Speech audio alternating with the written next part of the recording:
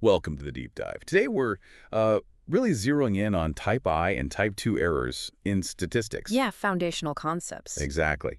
And you, our listener, actually sent in some great questions that sparked this.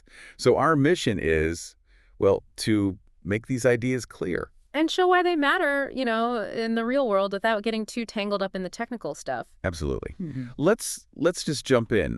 Uh, type I error, what is it?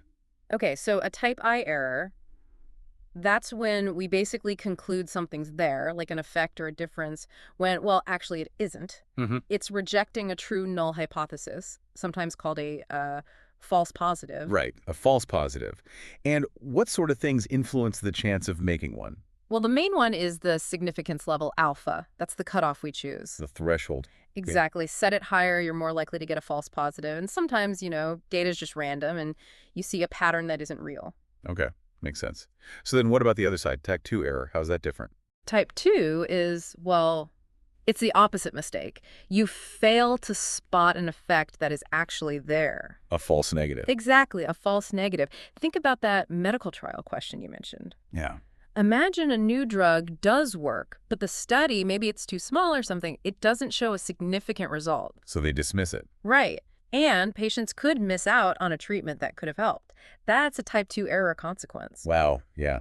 It really puts it in perspective. Yeah. Okay, so these probabilities, alpha and beta, Mhm.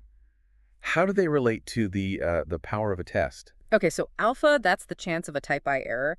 Beta, that's the probability of a type 2 error. Got it. Power is simply 1 minus beta. 1 minus beta. Yeah. Yeah. So power is the probability your test correctly finds a real effect, assuming it exists. You want high power, obviously. High power, definitely. Yeah. Now, I hear there's often a trade-off, like reducing the chance of one error type increases the chance of the other. Is that right? Generally, yes, that's the classic trade-off. If you make it really hard to reject the null hypothesis, you know, set a super low alpha to avoid false positives, Mhm. well, then you also make it harder to detect a real effect if it's there. So your beta, the chance of a false negative, goes up. Ah, okay. Like the smoke detector analogy you use. Less sensitive means fewer false alarms, but maybe miss a real fire. Exactly that. It's a balancing act researchers constantly have to think about. What's the cost of each error in this situation? Right. Context matters. Okay, another listener question. How does the size of the effect itself play into this, specifically for type 2 errors? Good question. The smaller the actual effect is, the tougher it is to detect reliably. Harder to spot. Yeah. Think of it like trying to hear a very faint whisper in a noisy room. Small effects get easily lost in the natural random variation of the data. So more likely to miss at a higher chance of a type 2 error.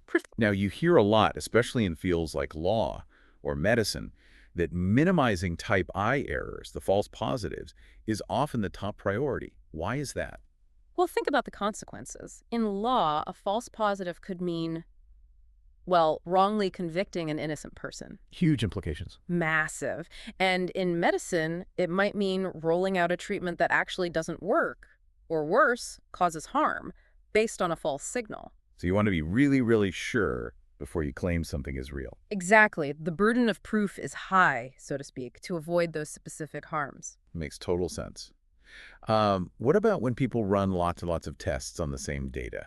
Does that mess with the error rates? Oh, definitely. Specifically, it inflates the type I error rate. How so? While each individual test has, say, a 5% chance of a false positive if you set alpha at 0.05.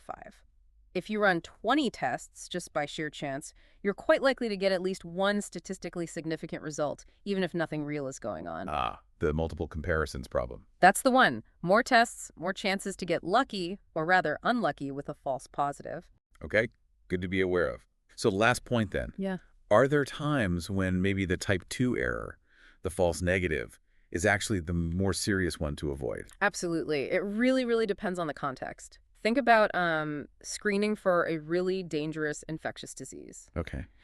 Failing to detect a real case that's a type 2 error could be catastrophic, right? It could let the disease spread. Yeah, the public health risk would be huge. Exactly. In that kind of scenario, maybe having a few false alarms, a few type I errors where people get retested might be a much smaller price to pay than missing actual cases. So the severity really dictates which error you're more worried about. Totally. It's all about the potential impact of each type of mistake. This has been super helpful. So just to quickly recap, type I errors are the false positives, type 2 are the false negatives. Right. Rejecting a true null versus failing to reject a false one. And there's often this trade-off, this balance influenced by things like our alpha level and how big the actual effect is. Exactly. Understanding that balance and what influences it is just key for anyone looking at data or research findings. So maybe a final thought for you, the listener. Considering this balance between type I and type 2 errors, what kind of mistakes do you think are most critical to avoid in the situations you face, maybe in your own life or work? Definitely something to chew on. Yeah, good question. Thanks again for this deep dive. We hope this helps you think more critically about these ideas when you encounter them.